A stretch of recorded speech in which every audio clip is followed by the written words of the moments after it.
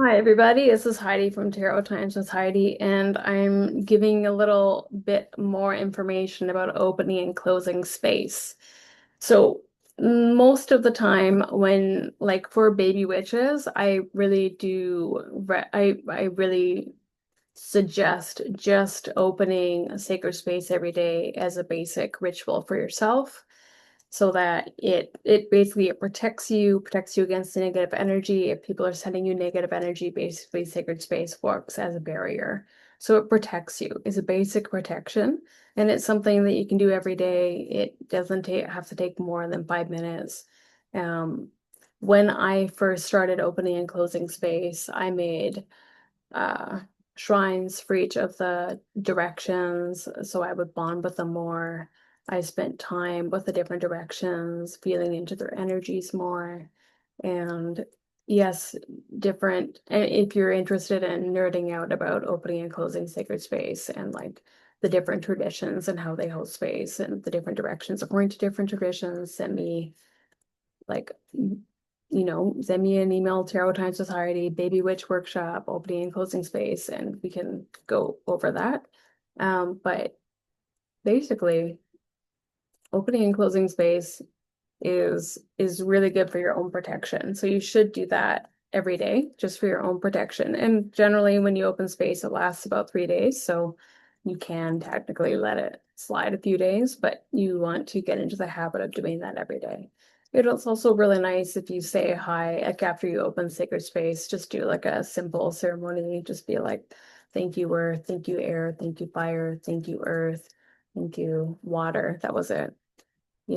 Thank you for holding sacred space for me. Thank you for being with me in this sacred space. And just like, you can light a candle, you can just do a little thing for you. It's a really nice way to ground every day, just bringing in ceremony in practical ways into your life.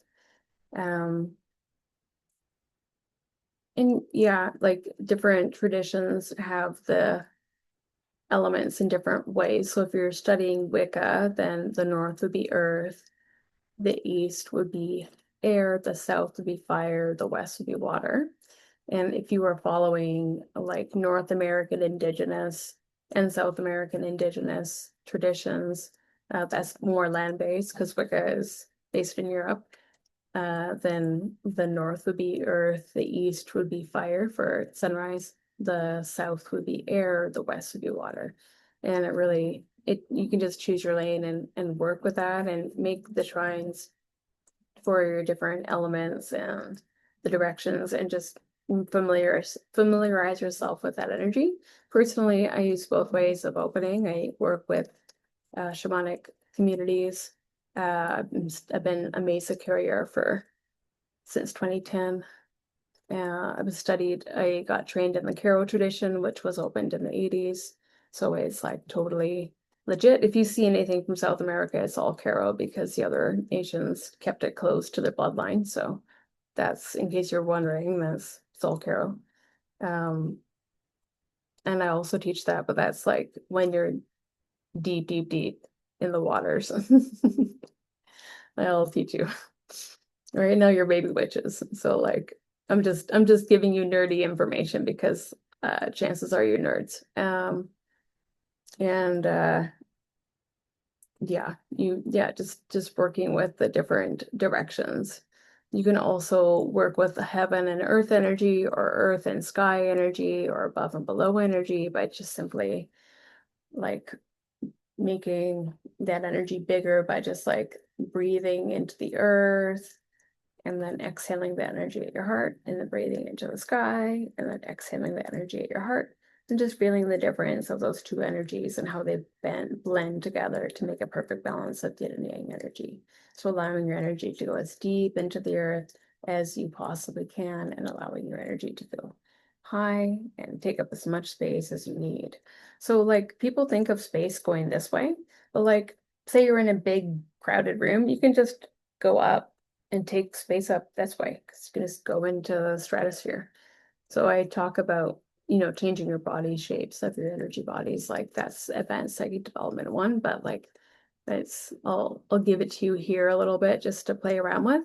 But the main reason, so like you do want to bond with the different directions above and below and like get really locked in. So that's kind of how you would develop that. But how you would want to uh like if you the main reason we do opening and closing space in witchcraft and in any magical practice is in ceremony. So you open space, which is welcoming the directions to your space, saying like, please come, and you're inviting them, you're welcoming them. And then you invoke. So this is invoking anything you want to work with, like your well ancestors. Never work with your unwell ancestors. Never work with your ancestors as a general rule. Work with your well ancestors. And go over that in divination baby and healing baby, but just work with your well ancestors. You want to work with your well ancestors. You can call in any spirit guides you have. You can call in any allies that you have, like plant allies, animal allies, tree allies, mountain allies, stream allies, crystal allies, stone people allies, like whatever you feel aligned with. Like one time I was in a ceremony and they called in the nooks and the crannies because they wanted all the nooks and the crannies present. So I was like, okay, there we go. Like you can really invoke anything because everything is alive, right? Everything breaks down to the four elements and everything is alive, you know? Everything's alive. And that's why like you can get normal objects, say for example, like I can do like psychometry, which is like reading the energy off of like an object. Um, and the reason why you can do that is because people have just held that object over and over again. And if you've held that object enough, it becomes an amulet. If you work with something and it's like, in a ceremonial way, it'll become an amulet. So like some of my like cups, for example, because every morning I drink my tea and I do Reiki and I do my whole little thing. And so they can become amulets to me or, less. That's why you can feel like certain necklaces are protecting for you because you've worn them a lot and, things like that. I'm sure you've experienced that. But we're not talking about amulets right now. But basically, you want to invoke things. Well, you can invoke things. Then you want to do your ritual.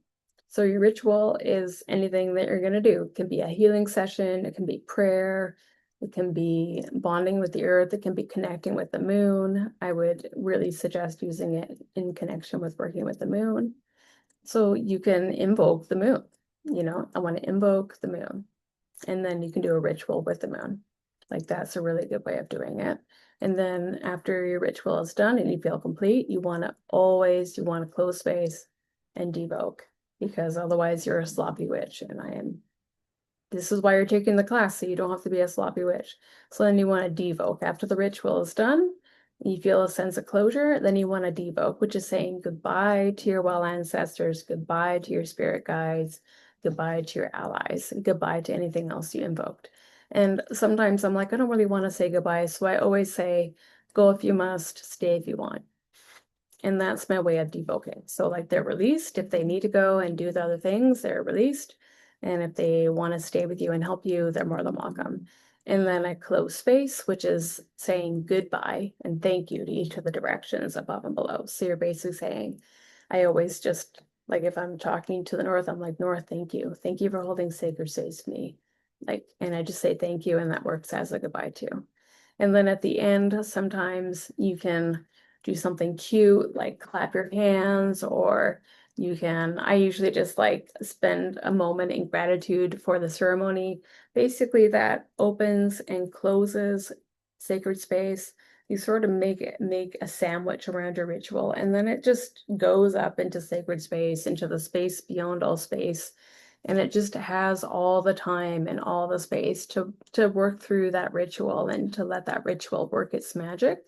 Um, and it's really good. It's just very clean.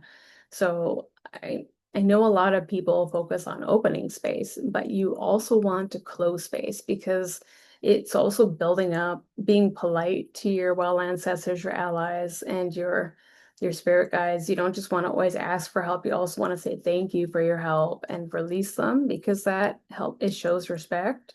And also to the directions, it shows that you're not just always asking for help, you're also thanking them for their help and you're releasing them.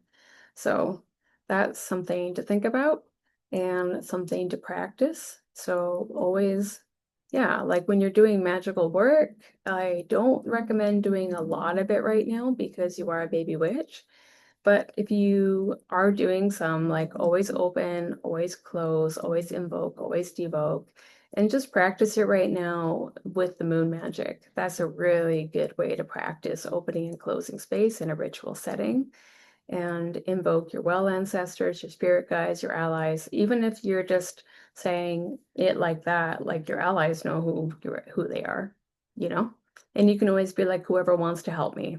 Whoever wants to help me, and I always put a caveat that's based in unconditional love that honors my freedom and my free will, and that only wants to evolve me in a good way, you know?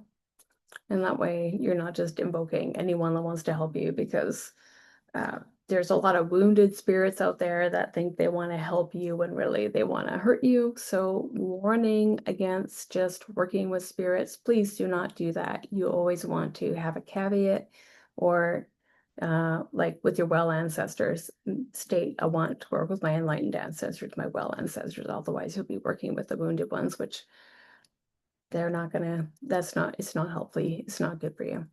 And I go over that more in Divination Baby and Healing Baby, but for now I will give you that tidbit of information. And so yeah, opening and closing spaces, you want to do it around any ritual for now. Just use it for your full moon ritual or new moon ritual or eclipse energy.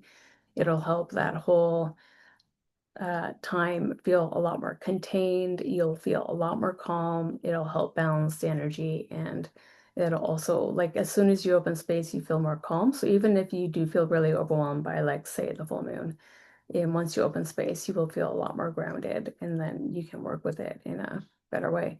So yeah, opening and closing space for now, your ritual work really is working with the moon, but uh yeah, that's that's why you open and close space. So if you, yeah, if you're ever feeling messy, sometimes you're feeling messy, and sometimes it's because you opened space, but you did it in a yin way. So you weren't even necessarily aware of it. You just sort of did it in a yin way, and all of a sudden you're in a space.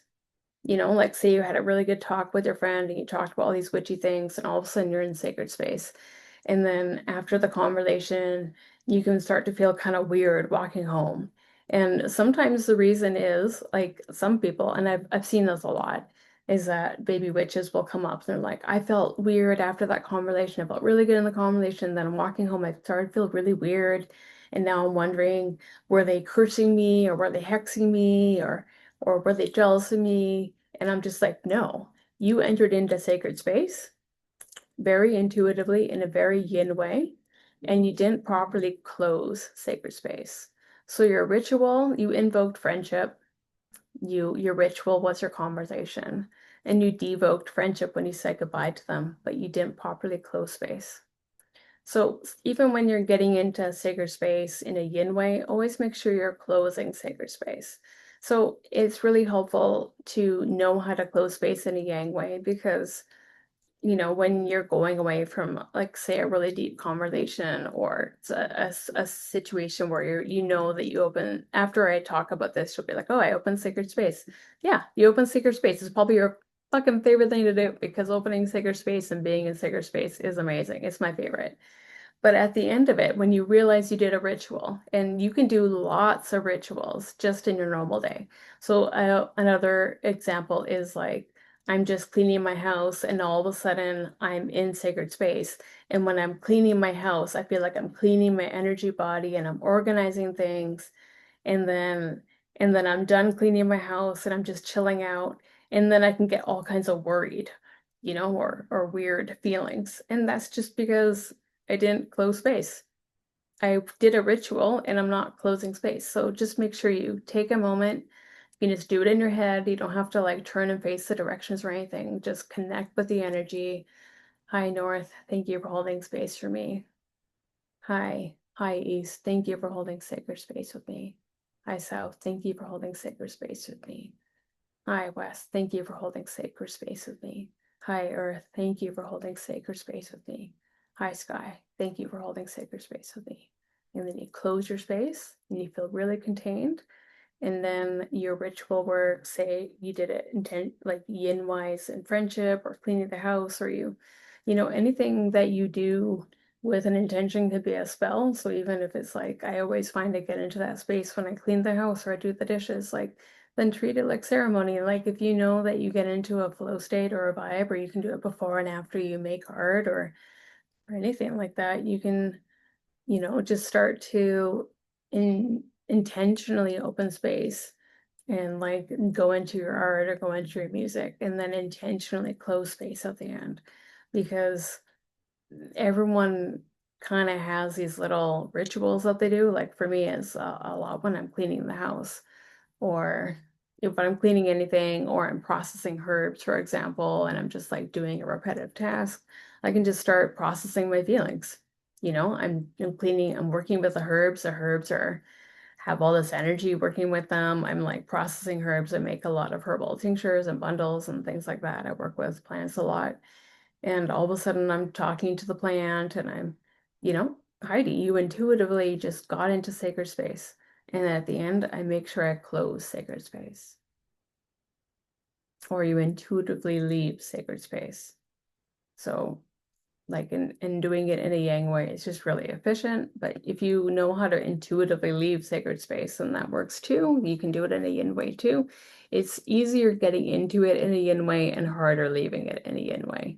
Uh, so I always just say, if you know you're in sacred space and you just cleaned the house and you did a bunch of spell work because you cleaned your energy body when you cleaned your house, or you talked to your friend and you got into sacred space and you talked about all this magical stuff, like you want to close sacred space too and just keep that ritual nice and clean and contained, because otherwise you can start feeling weird because you're not in ritual anymore, but you didn't close the sacred space, but you're intuitive enough to feel like something's off, and then you're trying to figure out what's wrong. And it's really easy to spiral and think all kinds of things that aren't accurate. So just first things first, close sacred space, and honestly, you will probably feel great afterwards. And then you can open sacred space for yourself personally. A nice one I like to do is just putting my hand here, putting my hand through my heart center, through my throat center, through my third eye, through my crown, and just taking my energy body from my soul chakra and just pulling it down over my body, tucking it under me. And that's, I can make myself a little egg, and then my energy body is also protecting me. And that's a shamanic ritual, but it's called, what is it called? Oh, what is it called?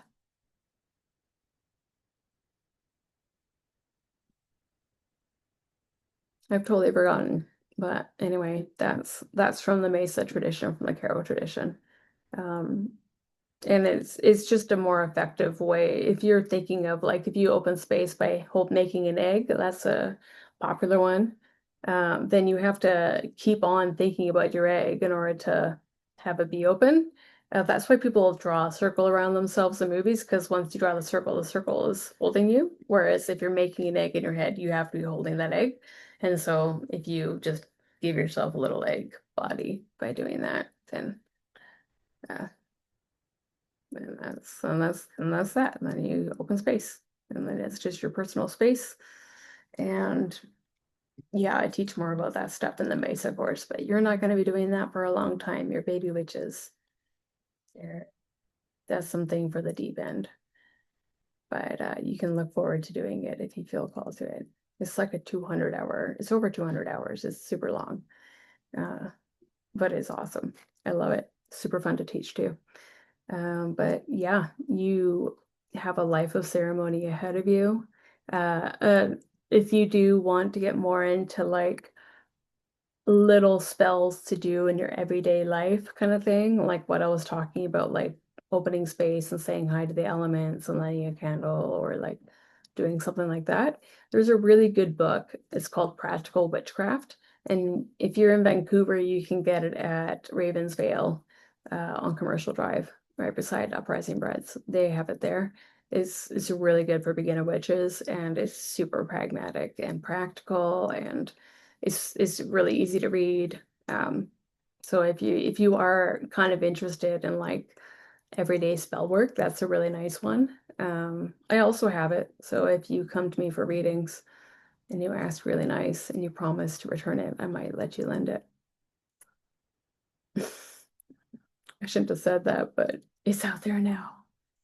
And it is true. I lend books to people if I'm reading for them and I'm like, you need this book. I'll lend it out. Or sometimes my tarot decks or my oracle decks will like be like, Heidi, I should stay with this person for a while and I'll let them go on a field trip. But I only do that to people that I like know what they'll give it back to me because I like, yeah, books and tarot decks and I really like my things.